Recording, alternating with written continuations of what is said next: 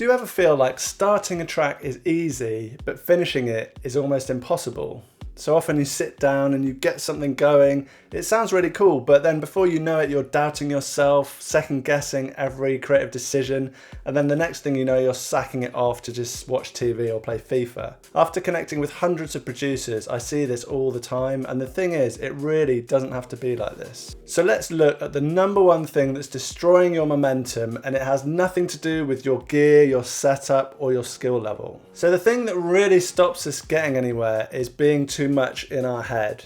So this is such a big problem nowadays. We're thinking all the time, we're scrolling, we're listening to a podcast while we're doing the washing up. And so often we bring this tense, slightly manic energy to our production sessions. And that is a complete flow state killer. It makes us doubt ourselves, every plugin or technique choice, and leads to hours of wasted time that we don't even particularly enjoy, let alone use to make something really cool.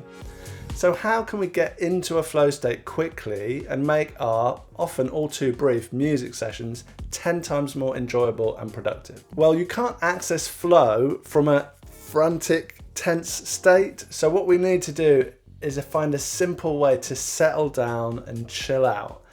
And ideally one that gets our creative juices flowing as well. So one way to do that is simply to give ourselves a bit of time and space, sit down and just listen to some of our favourite music.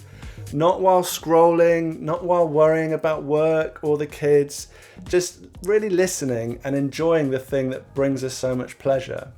It doesn't have to be for hours, just 5 minutes might be enough. But then when we do sit down to make music, we're calmer, more inspired, and actually able to access our creativity. But even with a calm mind, our attitude in the first few minutes can make or break our session. So how do we feel when we sit down to produce? Do we feel like a kid going out to play with his mate on a beautiful summer's day? Or is it a bit more like an accountant on a deadline with a mountain of paperwork in front of them?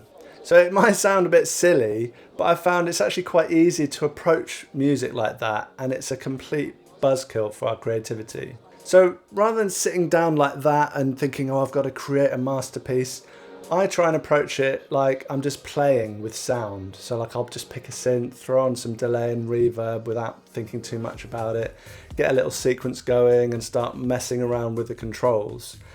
And it's so important to have some kind of hands-on control for this. It's really not the same clicking with a mouse. I use my MIDI controller mainly. So if I do that, suddenly I'm not like filling in a spreadsheet. I'm like jamming, I'm vibing, I'm in the zone. And once I'm in that zone, ideas start to build naturally.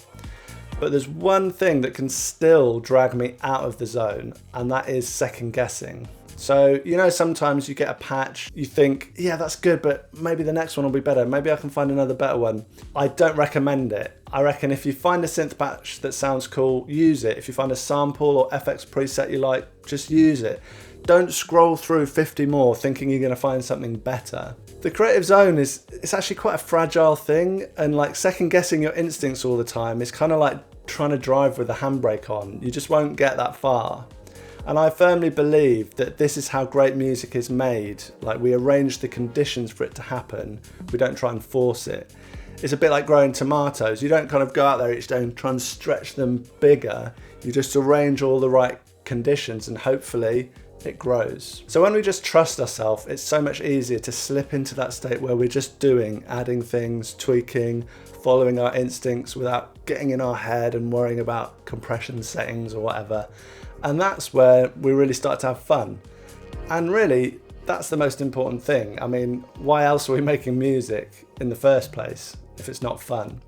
And when it is fun, we do it more and more. And when we do that, naturally our skill level and the quality of our tracks just goes up and up. And finally, sometimes we just need to acknowledge if we're not in the mood. So if we're really tired or grumpy, it's not really much point in trying to force ourselves into the studio. Much better to just relax and come back to it when we're fresher. So if you found this helpful and you want a hands-on way to escape the 8-bar loop and actually start building full tracks, I've put together a free starter kit. It gives you a step-by-step Ableton project and walkthrough videos inspired by one of the most iconic dance tracks ever. You can grab it free in the link in the description. So if you want a unique insight into a track that's been blowing people's minds for 30 years, check out my forensic breakdown of Song of Life by Leftfield.